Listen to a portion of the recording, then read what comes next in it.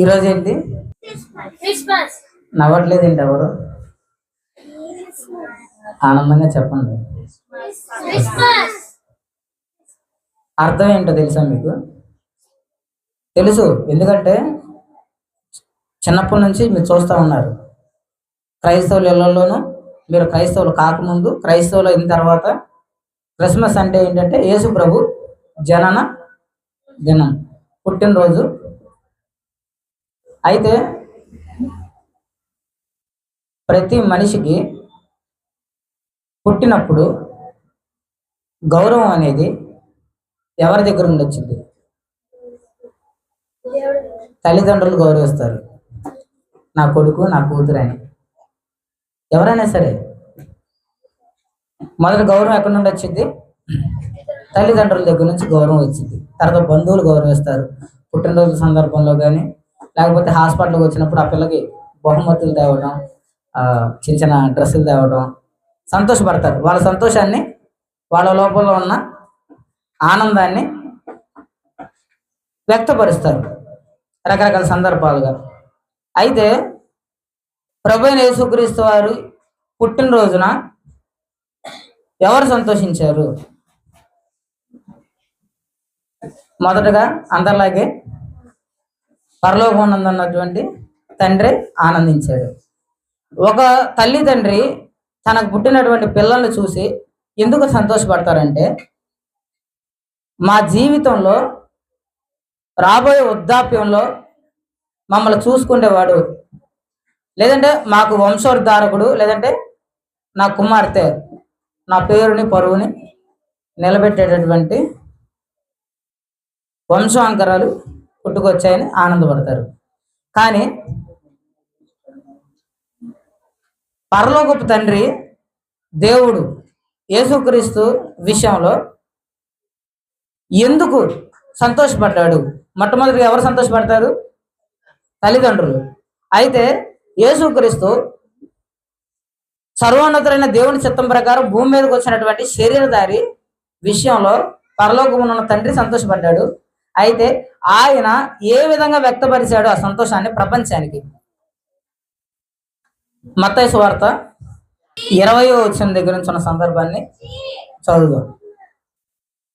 ఎలా వ్యక్తపరుస్తున్నాడంటే, అతడు ఈ సంగతులను గూర్చి ఆలోచించుచుండగా ఇదిగో ప్రభువు దూత స్వప్నమందు అతనికి ప్రత్యక్షమై, దావీదు కుమారుడు అయిన యోసేపు, నీ భార్య అయిన మరియను చేర్చుకొనుటకు భయపడకము, ఆమె గర్భము ధరించినది పరిశుద్ధాత్మ వలన కలిగినది, ఆమె యొక్క కుమారుని కనును. చూడండి, మొట్టమొదటిగా స్టేట్మెంట్. 400 సంవత్సరాల మౌనం తర్వాత యూదులకి వినిపించే మాట ఏంటంటే, ఆమె యొక్క కుమారుని కనును, తన ప్రజలను వారి పాపముల నుండి ఆయనే రక్షించును గనుక ఆయనకి యేసు అను పేరు పెట్టును. యేసు అనే పేరుకి అర్థం ఏంటంట? అనే శబ్దమునకు రక్షకుడని అర్థము. ఏమని చెప్తున్నాడు తన సంతోషాన్ని?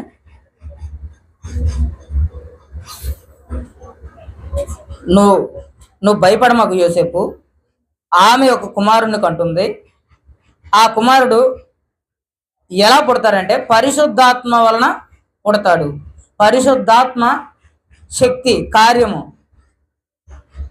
వలన పుడతాడు. కాబట్టి ఆ పుట్టే ఆ వ్యక్తి పురుషుడి ప్రమేయం లేకుండా స్త్రీ గర్భాన ప్రత్యేక జన్మని పొందుతున్నటువంటి ఆ వ్యక్తి ఏం చేస్తాడంటే, తన ప్రజలను వారి పాపముల నుండి ఆయనే రక్షించును గనుక ఆయనకి రక్షకుడు అని పేరు. దీంట్లో మీకేం అర్థమైంది?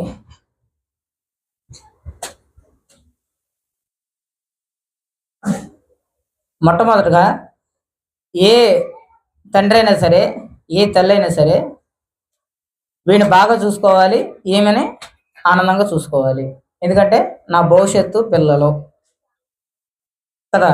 కానీ ఇక్కడ పరలోకంలో ఉన్నటువంటి తండ్రి ఏం ఆలోచిస్తున్నాయంటే, తన ప్రజలను వారి పాపాల నుంచి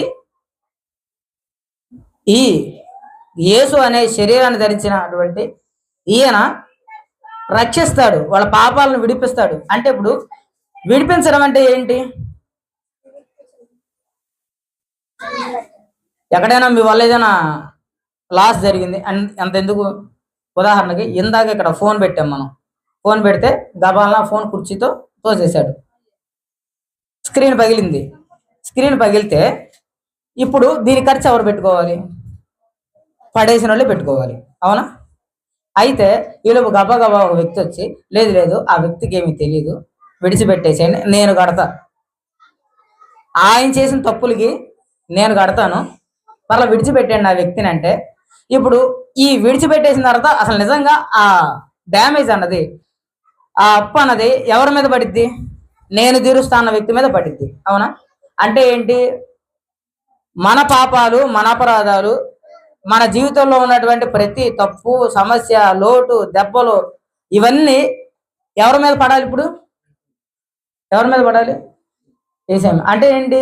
తన కొడుకుని ఎవరో కోసం బలి చేయడానికి పరలోకం నుంచి దేవుడే భూమి మీద పంపించాడు, శరీరధారిగా వచ్చాడు. ఆయన వచ్చినప్పుడు అంటే ఏంటి ఆయన ఆలోచన? ఏంటంటే ఒకని ద్వారా పాపమును, పాపం ద్వారా మరణం లోకంలోకి వచ్చింది మొట్టమొదటి మనిషి ద్వారా. అయితే ఇప్పుడు ఇంకో మనిషి వచ్చాడు. ఈ మనిషి ఎవరంటే నిందలు పడ్డానికి వచ్చాడు. అంటే ఎవరైనా నిందలు పడ్డానికి అంటారా? కొట్టించుకోవడానికి అంటారా? ఎదురోడి గురించి చనిపోవడానికి అంటారా? ప్రపంచం ఏమైపోయినా పర్వాలేదు, నా పిల్లలు బాగుండాలి, అదే నా నడుస్తున్న ట్రెండ్, అవునా కదా? నేను పోయిన వారం ఒక విషయం చెప్పాను, మనం సెంట్ ఎందుకు కొట్టుకుంటాం? ఎదుటి వాళ్ళకి మన మీద చెడు అభిప్రాయం కలుపుకోకుండా, అవునా? వాళ్ళు ఎందుకు కొట్టుకుంటారు? వాళ్ళ మీద మనకి చెడు అభిప్రాయం కలుపుకోకుండా, అవునా? ఎందుకని జరుగుతుంది? కనిపించుకోకుండా. కాబట్టి పైన అనొచ్చు, నేనేం పాపం చేశాను, నేనేమి నీతిమంతుడిని, నేను వాళ్ళకి సాయం చేసి వీళ్ళకి సాయం చేశాను అనొచ్చు, కానీ లోపల నువ్వేంటో నీకు తెలుసు, అంతకంటే ఎక్కువ దేవుడికి తెలుసు నువ్వేంటో. మనం కవర్ చేస్తాం అంతే, మీ నీతిమంతులు కాదు అని. మన సెంట ఎందుకు కొట్టుకుంటాం? మన మీద చెడ్డ అభిప్రాయం రాకుండా అవతల బ్యాడ్ స్మెల్ వచ్చిందనుకో, వాడు ఏమంటాడు, వీడేంట్రా ఎంత. కానీ ఇదే దుర్వాసన వాడికి కూడా వచ్చింది, వాడికి తెలీదు, వాడు గమనించడు, వాడు కొట్టుకున్నాడు కాబట్టి తిరిగి అంటూ ఉంటాడు. కానీ నీతిమంతుడు లేడు, ఎవరు లేరు. అదే ఆ విధంగానే మనం ఏంటంటే ఏమైనా సరే మనం మన వంశంలో వచ్చేది గర్వంగా ఉండాలి, మన గొప్పతనాన్ని కలుగు చేయాలి. కానీ పరలోకంలో ఉన్న తండ్రి ఈ భూమి మీదకి మీరు అనుకుంటున్న ఈ సమయమో, మరి దేవుడు నిర్ణయించిన ఏ సమయమో తన కుమారుని పంపించాడు. కారణం ఏంటి అంటే మనం చేసిన తప్పులకి రావాల్సిన పర్యవసానాన్ని ఆయన మీద వేసుకుంటానికి మాత్రమే. ప్రత్యామ్నాయంగా ఇక వేరే దిక్కు లేదు. ఇక మనకి వేరే దిక్కు లేనప్పుడే కదా, వేరే దిక్కు లేనప్పుడే మనకి ఇక అదొక్కటే అయ్యింది ఏదైనా సరే. అలాగే మనం పాపలో ఉంటే ఇక వేరే వేరే ఆదరణ ఏమీ లేదు భూమి మీద. మనం మీరు చూడండి, 1,00,000 మంది నోటి దగ్గర కూడి తీసేసి, అంటే ఎందుకు చెప్తున్నానంటే మీకు అర్థం కావడానికి చెప్తున్నాను, ఇది మనలో ఉందా అని కాదు. మనం ఏంటంటే అసలు యేసు ప్రభు పుట్టుకు కారణం ఏంటని తెలుసుకుంటున్నాం ఈరోజు. కాబట్టి మీరు ఎలా వినాలంటే దీన్ని మనశ్శాంతిగా, అప్పులు ఎప్పుడు ఉండేయే, సమస్యలు ఎప్పుడు ఉండేయే, అవునా? బాధలు ఎప్పుడు ఉండేయే, పని ఎప్పుడు ఉండేదే, టైం అయితే భోజనం ఎప్పుడు ఉండేదే. కాబట్టి ఈ ఒక్క గంట నా మాట చాలా జాగ్రత్తగా గమనించండి, వినండి. ఎందుకంటే ఇట్లాంటి విషయాలు వినకపోవడం వల్ల అనేక మంది నాశనాన్ని పాలైపోయారు. ఇలాంటి విషయాలు వినకపోవడం వల్ల అనేక మంది తప్పు ద్వారాకి వెళ్ళిపోయారు. ఇప్పుడు కాశీ అని అక్కడ నుంచి ఉన్నాడు, ఇక్కడ నుంచి ఒక ఇద్దరు బండి వేసుకొని వచ్చారు. ఏమండి పైపు రోడ్డు వెళ్ళడానికి ఇటు దారి ఉందా, స్ట్రైట్గా వెళ్ళిపోవచ్చా? మేమంటే ఆగవయ్యా, స్ట్రైట్గా వెళ్ళిపోవచ్చా అంటావేంటి, అలా వెళ్ళిపోతే మురికాలలోకి వెళ్ళిపోతావు, ఇటు తిరిగి వెళ్ళు, లేకపోతే ముందు గొయ్యి ఉంది అటు వెళ్ళ, మాకు గుణదలకి వెళ్ళాలా, ఇటు తిరిగి పైపు రోడ్డు మీద నుంచి వెళ్ళని చెప్పాడు అనుకో, ఏం చేయాలి? ఏం చేయాలి ఏం చేయాలి? తిరిగి వెళ్ళాలి. వాగు, ఈ రోడ్డు కనిపిస్తుంది కదా సరాసరి, మేము అక్కడి నుంచి వస్తున్నాం, మాకు రోడ్డు ఏం కనిపించలేదు, ఇటు జరిగి వెళ్ళమంటావు, సైడ్ రోడ్ లేదంటావు, అని 150 నొక్కాడు అనుకో, ఎక్కడి నుంచి ఎక్కడ ఉంటాడు? డ్రైనేజీలో ఉంటాడు, పెద్ద కాలంలో పడుతుంది కదా. అలాగే ఏంటంటే ఒక విషయాన్ని పూర్తిగా మనం వినకపోతే, మనం మనసు కానీ మన ఆలోచన కానీ ఎక్కడో పెట్టుకోమాకండి. చాలా క్షుణ్ణంగా వినండి నేను చెప్పే మాటలని. ప్రమాదం ఉంది. వినకపోవడం మనదేగా తప్పు. నేను చెప్తున్నాను, దేవుడు చెప్పేస్తున్నాడు కాబట్టి మీరు వినకపోవడం వల్ల మనకే నష్టం. కాబట్టి చాలా జాగ్రత్తగా ఈ ఒక్క గంటలో చాలా సమయం అయిపోయింది, వినండి. ఎందుకు పంపించాడంట? పరలోకం ఉన్న తండ్రి పేరు పొందడానికి కాదంట. రెండోది డబ్బు సంపాదించుకోవడానికి కాదంట. మూడోది భూమి మీద అధికారాన్ని చేజిక్కించుకోవడానికి రాలేదంట. ఎందుకు వచ్చాడంటే నలగగొట్టబడ్డానికి వచ్చాడంట. పాతాళానికి వెళ్ళిపోతున్నటువంటి మానవ జాతిని కనుకరించి వాళ్ళని దేవునికి చాలా దగ్గరగా తీసుకురావడానికి, దేవుడి దగ్గరికి పంపించడానికి వచ్చాడంట. ఇంతకీ దేవుడి దగ్గరికి వెళ్ళాలంటే ఏం కావాలి? ఒక మనిషికి, మానవ జాతికి ఏం కావాలి? పరిశుద్ధత కావాలి. ఇప్పుడు మీరు చర్చిలో వస్తున్నారు కాబట్టి మీరు చెప్పగలిగారు పరిశుద్ధత అని. మరి ప్రపంచానికి ఏం తెలుసు? పాప పుణ్యం అనేది ఒక పదం తెలుసు, అవునా? పుణ్యం కావాలనుకుందాం, దేవుడి దగ్గరికి వెళ్ళడానికి పుణ్యం కావాలనుకుందాం. ఇంతకీ ఎంత పుణ్యం చేస్తే దేవుడి దగ్గరికి వెళ్తారు? బతికినంత జీవితం అంతా ఎలా కూడా బ్రతికేసి మన నోటి ద్వారా వచ్చే బూతులు, మన హృదయంలో వచ్చే కుళ్ళాలోచనలు, మన హృదయ అంతర్భాగంలో ఉన్నటువంటి ద్వేషం, ఈర్ష, ఓర్చుకోలేంతనం, హత్యలు, విమతములు, దొంగతనాలు, అత్యాచారాలు, కాముకత్వం, వ్యభిచారం, ఇలాంటి వాటన్నిటిని పెట్టుకొని 1,00,000 మందికి అన్నదానం చేస్తే ఇప్పుడు పుణ్యమేనా కాదా? మీరు పుణ్యం కాదనమాకండి, పెద్ద పెద్ద బ్యానర్లు పెట్టి రాస్తున్నారు అక్కడ పుణ్యం అని, అవునా కదా? ఆ పుణ్యం చేసేవాడు 10 లక్షలు పెట్టి భోజనాలు పెట్టించి 5,000 కట్టలేదని ఒక ముసలాన్ని రోడ్డు మీదకి లాక్కి కొట్టాడు. 10 లక్షలు ఖర్చు పెట్టి భోజనాలు పెట్టి అన్నదానం చేశాడు. 10 లక్షలకి పెద్ద పెద్ద బ్యానర్లు కట్టించాడు, మొత్తం వేసాడు, అందరూ భోజనాలు పెట్టాడు. 1 గంట అయిపోయింది. 5,000 కట్టలేను, ఇంకా ఎప్పుడు నుండో ఇస్తున్నానంట, కడతానంట, అయిపోయింది. ఇంకా 5,000 కట్టలేని పరిస్థితి, ఇక మనిషి అయిపోయాడు. అట్లాంటి మనిషిని రోడ్డు మీద కీడ్చి అడిగాడంట. పుణ్యం ఉండిద్దా? అది పుణ్యమేనా? లేదు 1 పుణ్యమా, లేకపోతే 2 పుణ్యమా, 5 పుణ్యమా? ఎవరు పుణ్యాన్ని మూట కట్టుకున్న వాళ్ళు ఉన్నారు? ఏ దానం చేసి పుణ్యాన్ని మూట కట్టుకొని ఉన్నారు? మన హృదయాన్ని మనం సర్ది చెప్పుకోవడం తప్పించి నిజంగా మనం చేసిన మంచి పనులు పుణ్యానికి కారణం అవుతాయి అనుకుంటాం పెద్ద అపోహ. ఎందుకని? పుణ్యం చేసిన 10 నిమిషాలకి పక్కకెళ్ళి ఇదే నోటితో దేవుడిని పూజిస్తాం, పుణ్యం చేస్తాం, అదే నోటితో పక్కనోడిని తిడతాం, దేవుని పోలికగా చేయబడిన వ్యక్తిని, అవునా? సరే, మరి ఇలాగా ఎన్ని పుణ్యాలు చేస్తే ఇది నిజమైన పుణ్యంగా మిగిలిద్ది? అందుకే దేవుడు ఏమన్నాడంటే నీతిమంతుడు లేడు, ఒక్కడు కూడా లేడు, ఎవ్వడూ లేడు, అందరూ ఏకంగా కూడి పాపం చేశారు. కాబట్టి ఇక మన వల్ల కాదు దేవుడి దగ్గరికి వెళ్ళే అంత నీతిని సంపాదించుకుంటాం. ఏమో మీ సంగతి నాకు తెలియదుగా, నా వల్ల కూడా కాదు. నేను చెప్తాను ఓపెన్గా, మళ్ళీ నన్ను అన్నారు అనమాకండి. అంటే ఎవరి వల్ల కాదు ఆ నీతిని సంపాదించుకుంటాం. అయితే ఇప్పుడు ఆ నీతి మనకు రావాలంటే ఏం చేయాలంటే ముందుగా మనలో ఉన్న పాపానికి పరిహారం జరగాలి. పాపం చేసి పుణ్యం మూట కట్టుకుంటాం కాదు, ముందు జరిగిన పాపానికి వెల చెల్లించాలి. చెప్పండి, ఒక మనిషిని అబద్ధంతో మోసం చేసినందుకు ఎలా సరిదిద్దుకుంటారు? సరే, 1000 రూపాయలు వేగిన మోసం జరిగింది, మాట మోసం జరిగింది. అసలు కొంతమంది చెప్పుకోలేనివి కూడా ఉంటాయి కొన్ని. అసలు ఎంత చెప్పినా జరగంది కూడా ఉండిద్ది. అది ఆ వ్యక్తి కనిపించినప్పుడు ఆ బయటోడు అయి ఉండొచ్చు, ఎదురు అయి ఉండొచ్చు, ఏదో ఊరోడు అయి ఉండొచ్చు, మనం వేరే పొజిషన్లో ఉండొచ్చు. అది ఎంతమంది కుదిరిద్ది? అసలు కుదరని పని అది, సరి చేసుకోవడం అనేది కుదరని పని. అంటే ఇలాగా అందరూ ఏకంగా పాపం చేసాం. ఇప్పుడు ఏం జరగాలి? మనకి ప్రాయశ్చిత్తం జరగాలి. ప్రాయశ్చిత్తం అంటే వెల చెల్లించాల్సిందే, సమస్య లేదు దాంట్లో. నీ దగ్గర అప్పు తీసుకున్నాడు అనుకో, కట్టాలా లేదా? న్యాయంగా చెప్పండి, కట్టాలండి, అవునా?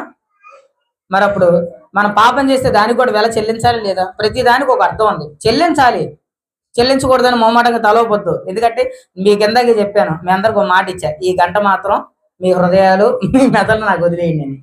ఈ గంట వినండి. ఎలాగైతే మనం సరైన మార్గంలోకి వెళ్ళే దారి తెలుసుకున్న తర్వాత కూడా తప్పుడు మార్గంలోకి వెళ్ళిపోతే ఎలాగైతే ప్రాణాలు కోల్పోతామో, అలాగే నిజమైన విషయం తెలిసిన తర్వాత కూడా దాన్ని పట్టించుకోకుండా ఉంటే అలాగే ఎక్కడైతే ప్రాణాన్ని కోల్పోయాడు 120లో వెళ్ళి పడిపోయి చనిపోయాడు. కానీ ఇప్పుడు మన జీవితంలో పడిపోయి అలా చనిపోయావు అనుకో, ఎలా పడితే అలా బ్రతికి చనిపోయావు అనుకో, ఇక ఎక్కడైతే 10 నిమిషాలు నిప్పి తెలియకుండా పోయాం. అయితే ఇది జరిగితే నిజంగానే మనకి సర్వసత్యం తెలియకోకుండా జరిగితే నరకానికి వెళ్తాం, అంటే దేవుడి దగ్గర నుంచి దూరంగా వెళ్తాం. చూడండి, దేవుడు తయారు చేసిన భూమి మీద ఉంటేనే మనకి ఇన్ని సౌకర్యాలు ఉన్నాయి, అవునా? అసలు అక్కడ భూమి కాదంట, అక్కడ దేవుడు ఉండడంట. మరి ఇంకేముండిద్ది అక్కడ? శూన్యమే ఉండిద్ది, యాతన ఉండిద్ది. చూడండి, భూమి మీద దేవుడు చేశాడు కాబట్టి ఆహారం వస్తుంది. భూమి పైన పంట పండిద్ది, దాని లోపల భాగం వేడిగా ఉండిద్ది అని యోబు చెప్పాడు యోబు.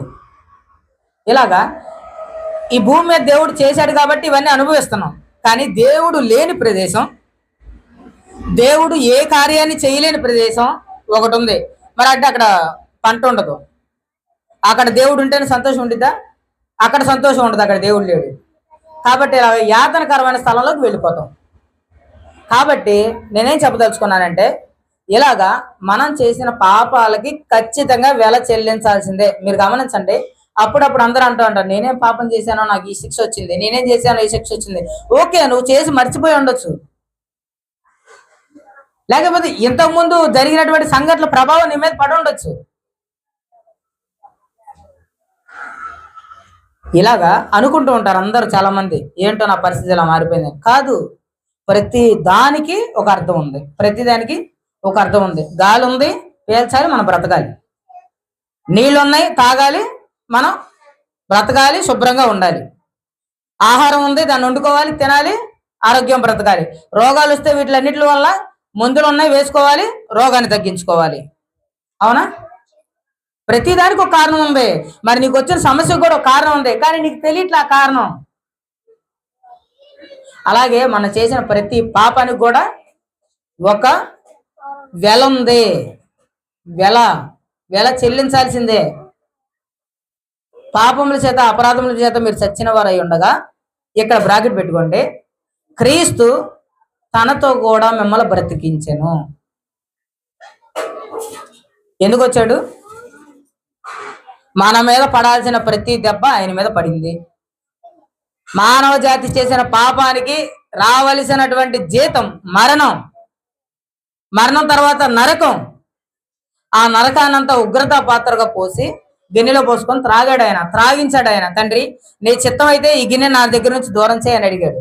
తండ్రి, నీ చిత్తం అయితే ఈ గిన్నెను దూరం చేయన్నాడు. తండ్రి, నీ చిత్తం అయితే ఈ గిన్నెను దూరం చేయి, అయినను నా ఇష్టం కాదు, నీ చిత్తమే నెరవేరును గాక. తండ్రి ఏమి మాట్లాడాల?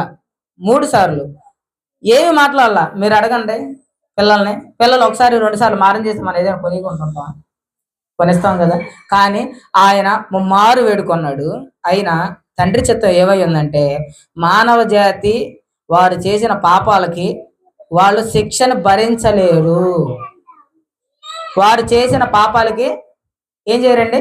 చూడండి, మాట్లాడండి సార్, మాట్లాడండి. మానవ జాతి వాళ్ళు చేసిన వచ్చే శిక్షను భరించలేరు. కాబట్టి తండ్రి ఏమన్నాడు? అడిగినా కానీ 3 సార్లు అడిగాడంట, మాట్లాడలేదు, ఏమీ లేదు.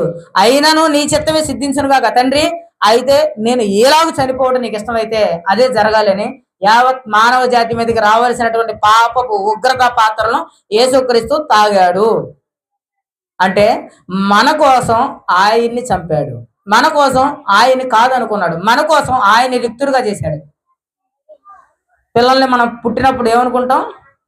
గర్వంగా ఫీల్ అవుతాం, వాళ్ళ భవిష్యత్తు కోరుకుంటాం, వాళ్ళ అభివృద్ధి కోరుకుంటాం, వాళ్ళ పేరును కోరుకుంటాం. కానీ దేవుడు ఏం కోరుకున్నాడంటే, తను 40వ తారీఖు వచ్చిన తర్వాత నేను ఈ భూమి మీద ఉన్నటువంటి పాపపు జీవితాన్ని అంతటిని మృంగివేయాలి, వాళ్ళ దోషాలని మృంగివేయాలి.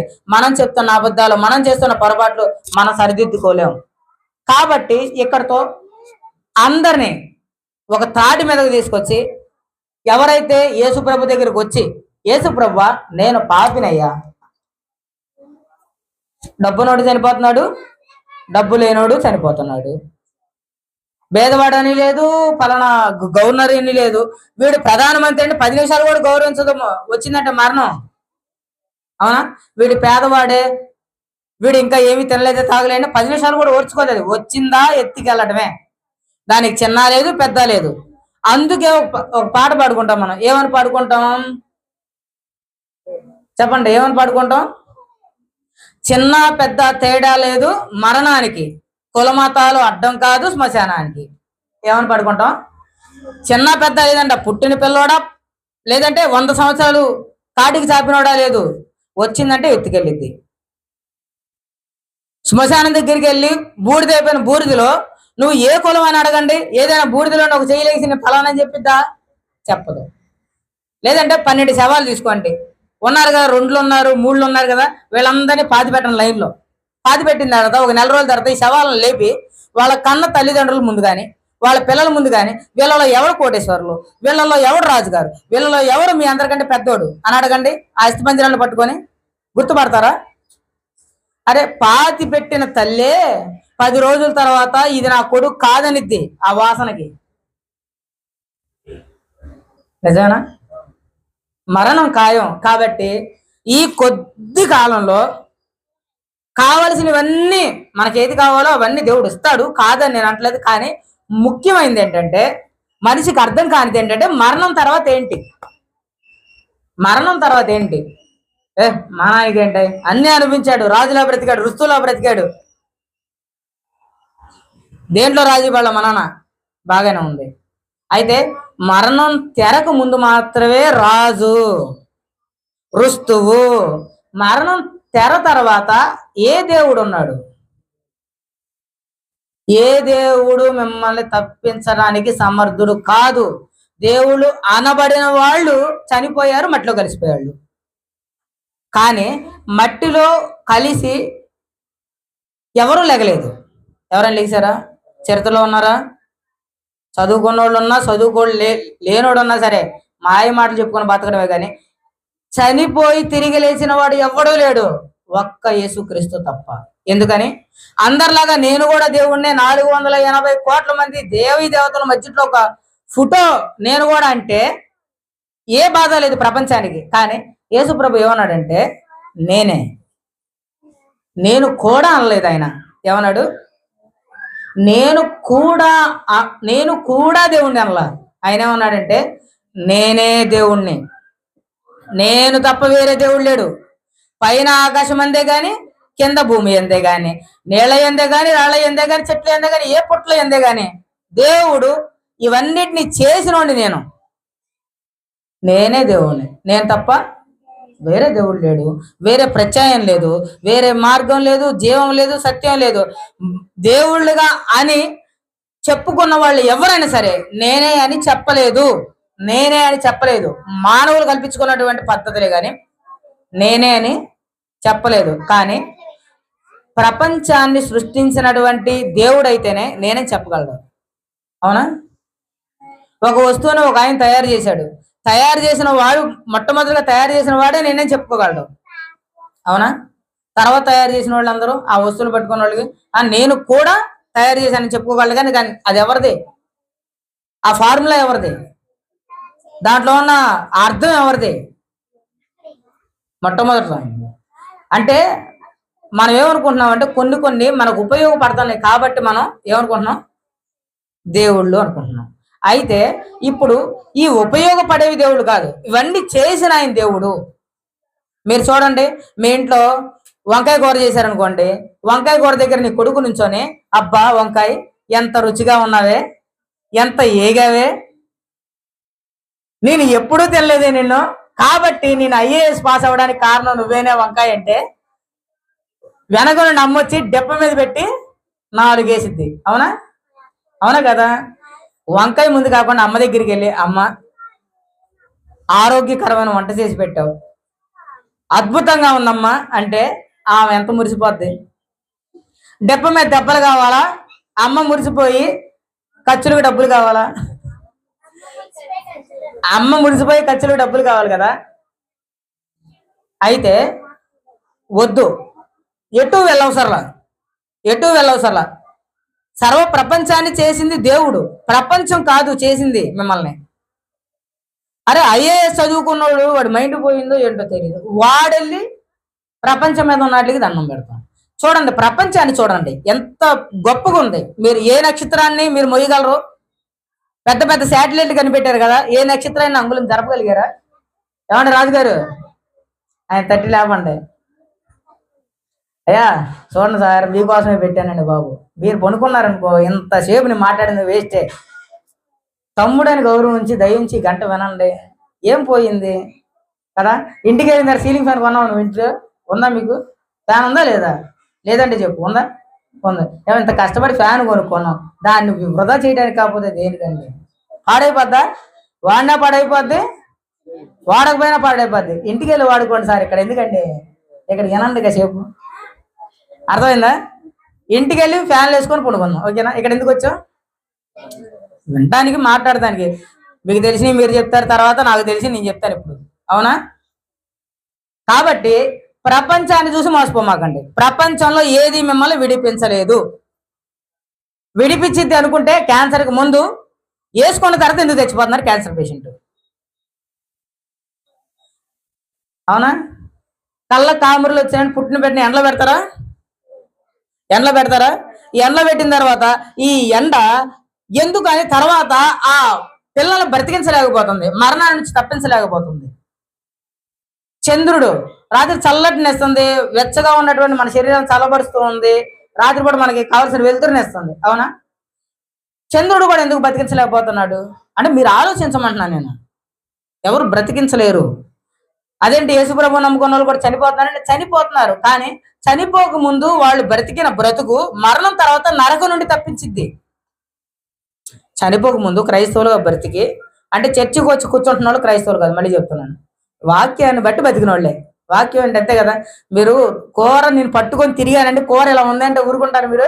ఏమంటే మీరు కూర గిన్నెలో వేసి ఇచ్చారు, ఎందుకు కాశీ గారు రోజు కూరకి గిన్నెలో వేసి ఇచ్చారు, నేను అది తినుకోకుండా పచ్చడి ఏదో చేసి ఇచ్చారు, అది తినుకోకుండా నేను మావిడి రాగానే దాంట్లో ఉప్పు ఎక్కువైంది అన్నాను అనుకో, మావిడ ఏమడిగిద్దానండి ఫస్ట్ నువ్వు తిన్నావా? నువ్వు తిన్నావా? తినలేదు. ఎట్ట చెప్పావు నువ్వు? గొడవ వేసుకుంటారా లేదా? అలాగే మనం ఏంటంటే దాన్ని అనుభవించినప్పుడు మాత్రమే. ఇప్పుడు నేను చర్చికి వచ్చానండి, కూర్చున్నానండి, ఇంటికి కూర్చున్న గంటలో కాసేపు పనుకున్నానండి, అర్ధగంట పాటలు విన్నానండి, కాసేపు ప్రార్థన చేశానండి, ఇంటికి వెళ్ళిపోయానండి, ఇవన్నీ కాదు. పట్టుకొని తిరగడం నాకు వద్దు. దేవుడు ఏమంటాడంటే పట్టుకొని తిరగొద్దు, రుచి చూడు. మనం ఏం చేస్తాం? పట్టుకొని తిరుగుతాం. కామెడీగా ఫోన్లో రింగ్ టోన్లు అసలు చండాలం, నాకు చీ అనిపించింది, ఎందుకు అనిపించింది, ఎలాగా నేను ఇన్ని మాటలు చెప్తున్నా అనిపించింది. తర్వాత మళ్ళీ నేను చల్లబడి నేను నిష్ప్రయోజనమైన దాసుని ప్రభువా, నేనేం చేయగలను మోకరించి ప్రార్థన చేయడం, కానీ బతుకులు మారు. ఏమండి? లేదండి, నేను చెప్తున్నాను కదా, కూర తిన్నప్పుడే దాంట్లో ఉన్న మాధుర్యం తెలిసిద్ది, మనం మాట్లాడగలం, అవునా? అలాగే మనం వాక్యాన్ని పట్టుకొని ఆ వాక్యానికి తగినట్టు, ఏమండి రోజులు ఎంత ఖాళీ ఉంటారు, ఖాళీ ఉన్నప్పుడు రీల్స్ అయినా ఇంకా వాక్యం లేదా? ఉంది కదా. లేకపోతే రీల్స్ ఒక దండేసి ఇంట్లో కూర్చొని రీల్స్ మాట్లాడుకోవచ్చు, రీల్స్ పూజ చేసుకోవచ్చు. అమ్మ రీల్స్ తెలియని కాళ్ళ మీద పడి ఆడవచ్చు, అవునా? ఏం సిగ్గుపడే అవసరం లేదు, వాళ్ళకి కావాల్సిన ప్రతిఫలం దేవుడు ఇస్తాడు. ఆమేన్, ఆమేన్. దేవుని తప్పుగా మాత్రం నేను చేయదలుచుకోలేదు. దేవుని తప్పు పర్వాలేదు, ఉన్న విషయం నేను చెప్తున్నాను. పాపం చేస్తే దాని పర్యవసానం రావాల్సిందే, ఏ రూపాయనైనా రావాల్సిందే. కాబట్టి మీరు ఎవరైనా తప్పించుకోగలరా పర్యవసానానికి? మనం ఎవరైనా తప్పించుకోగలమా? అసలు తప్పించుకోలేదండి, తప్పించుకోలేము. దేవుడే మన శిక్ష విధిస్తానంటే తప్పించగలిగిన వాడెవడు? దేవుడి చేతిలో విడిపించగలిగిన వాడెవడు? సముద్రం ఆయన ఒకసారి పొంగ చేస్తే ఆ సముద్రం పొంగులో నుంచి ఎవరు తప్పించుకోగలడు? భూమిని బద్దలు చేస్తే ఆ భూమి కంతకాల్లో పడుకోకుండా ఎవరు తప్పించుకోగలడు? ఆరని అగ్నిగుండంలో నిన్ను నన్ను తోసేస్తే ఎవడు దాంట్లో పైకి లాగగలడు? అంతటి సమర్థుడు ఎవడున్నాడు చెప్పండి? సముద్రం ఆపాడు ఎవడైనా? పడవలు కనిపెట్టి దాని మీద తేలుతూ దాంట్లో ముందు తాగుతున్నారు, కానీ సముద్రానికి ఒక్క తలుపు కనిపిస్తుందా? మరి ఏ ఊరి నుంచి ఏ ఊరిని ఎందుకు ముంచట్లేదు? అది నువ్వు చెప్పావనా? లేదా నువ్వు పుట్టావనా? లేదా నువ్వు పడవలు కనిపెడతావనా? ఎత్తులో ఉన్న నీళ్లు పల్లానికి ఎందుకు ఇప్పటికీ రాక పైన కొలల రూపంలో ఉన్న కొండల మీద కింద నుంచి నీళ్ళు ఎందుకు పైకి వెళ్తాను కొన్ని స్థలాల్లో? ఇన్ని విచిత్రాలు కారణం ఏంటి? ఆది సంభూతుడు ఆజ్ఞది. సర్వ ప్రపంచాన్ని కలుగు చేసిన దేవుడి నోటి మాట అది. అవి ఇప్పటి వరకు అలాగే ఉన్నాయి, ఏ రోజు దారి తప్పలా. మనం గొప్పవాళ్ళం అని కాదు, ఒక్కసారి దాన్ని ఆయన అలా కదిలిచ్చి సముద్రానికి ఉన్న తలుపుల్ని కమ్ముల్ని అలా తీస్తే ఆ పొంగులో నుంచి, ఆ ఉగ్రతలోంచి ఎవరైనా తప్పించుకోగలవా? తప్పించుకోగలవైతే మొన్న మధ్య వచ్చినటువంటి వరదలు, ఖమ్మం వరదలు, 100 ఎకరాల చెరువు దిగి వచ్చింది అన్నదే. ఆ చెరువుని ఆపేవాళ్ళు, చిన్న కంతనే ఆపలేం మనం. అలాంటి దేవుడు ఉగ్రతను తప్పించుకుంటాం అనుకోమాకండి మీరు. కాబట్టి ఏం చేయాలంటే, ఇప్పుడు మనం ఏ ఉగ్రతని తప్పించుకోలేం కాబట్టి ఈ ఉగ్రతకు ప్రత్యామ్నాయం అంతే కదా. మన దగ్గర పాత ఫోన్స్ లో బ్లూటూత్ ఉండేది కదా, బ్లూటూత్. తర్వాత షేర్ ఇట్ అనే యాప్ వచ్చింది.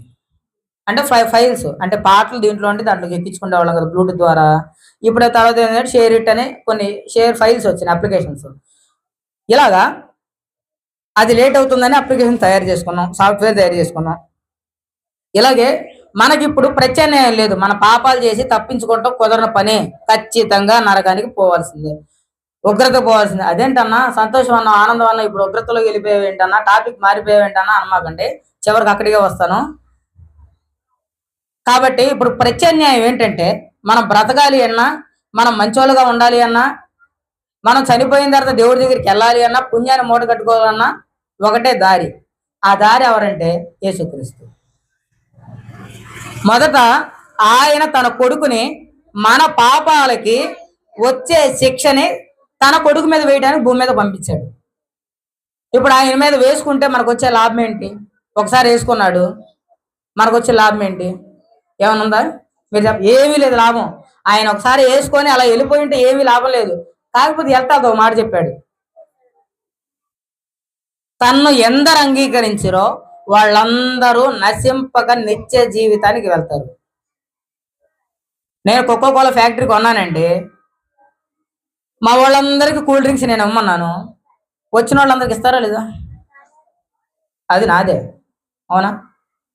ఇప్పుడు మన పాపాన్ని ఆయన మీద వేసేసుకున్నాడు, మరణించాడు, అయిపోయింది. ఇప్పుడు ఎవరైతే తండ్రి నేను పాపిని అయితే నేను క్షమాపణ కోసం నీ దగ్గరికి వచ్చాను, నన్ను క్షమించవా, మంచిగా బ్రతుకుదాం అనుకుంటున్నాను, కొత్త జీవితాన్ని బతుకుదాం అనుకుంటున్నాను, నిన్ను వెంబడిద్దామని ఎవరైతే అంటారో వెంటనే మీకు గోల్డ్ స్పార్ సార్ చేతిలోకి వచ్చేసినట్టే, అవునా? క్షమించేస్తాడండి. చెప్పండి, ఒక అబద్ధం చెప్పి ఒక జీవితాన్ని నాశనం చేసాం అనుకోండి, దాన్ని మనం ఎన్ని చేసి సరి చేయగలం? సరి చేసిన చెప్పిన తప్పుకి కావలసిన జరగాలి కదా, జరగాల్సిందేనా? 1 కోటి రూపాయలు పోయినాయి, మరలా సంపాదించుకుంటా ఉన్నావు అనుకోండి, 1 కోటి రూపాయలు సంపాదించుకోగలవు, కానీ పోయిన 1 కోటి రూపాయలు మళ్ళీ తేగలవు నువ్వు? తేలేవు. ఇప్పుడు 1 కోటి వచ్చిందంటే గతంలో 1 కోటి రూపాయలు అసలు ఆసే పోయిన డబ్బులు అంతే. కానీ ఇక్కడ ప్రభు ఏం చేస్తున్నాడంటే, నిన్ను నీతిమంతుడుగా చేస్తా, నీతిమంతురాలుగా చేస్తా, ఊరకనే చేస్తా, డబ్బులు ఇవ్వద్దు, ఎవరికి అంత అన్నం పెట్టవసరలా, ఎవరికి మీరు పిలిచి పుణ్యాలు మూట కట్టుకోవసరలా, వచ్చి నేను పాపిని, నన్ను క్షమించు, నీ మరణానికి కారణం నేనే, తండ్రి నన్ను క్షమించు, నన్ను పరిశుద్ధపరచు అని మారు మనసు పొంది బాప్తిసం తీసుకొని దేవుణ్ణి అంగీకరిస్తే చాలు.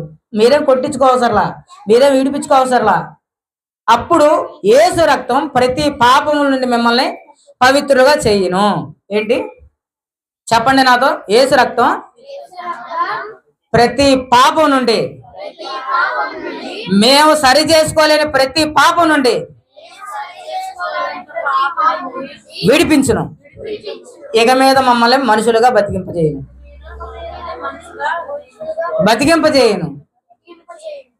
ఇక మరణమా నీ ముళ్ళెక్కడని చావుతో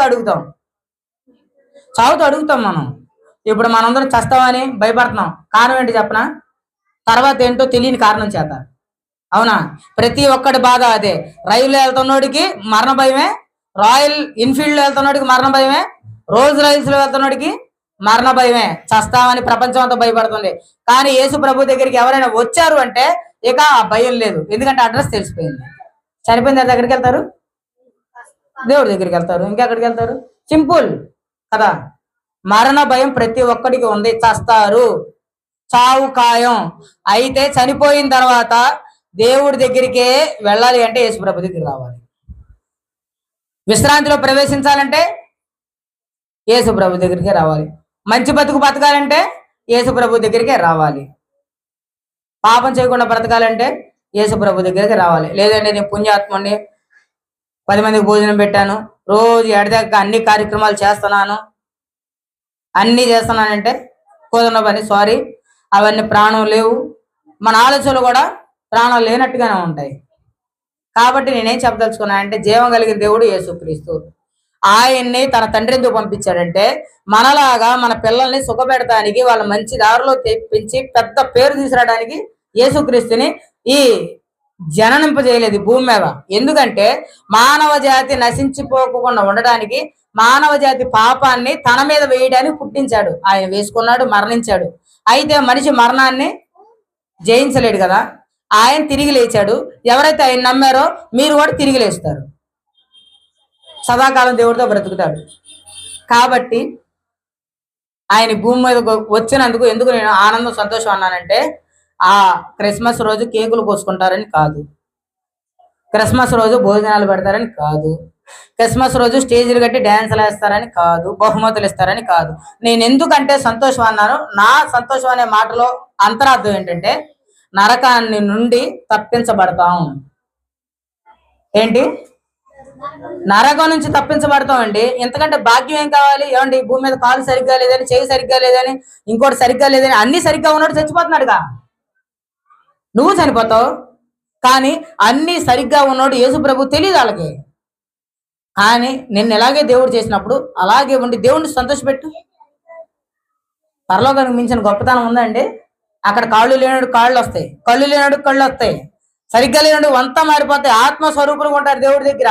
అది సంపాదించుకోండి. ఏదున్నా లేకపోయినా దేవుడిని సంపాదించుకోండి.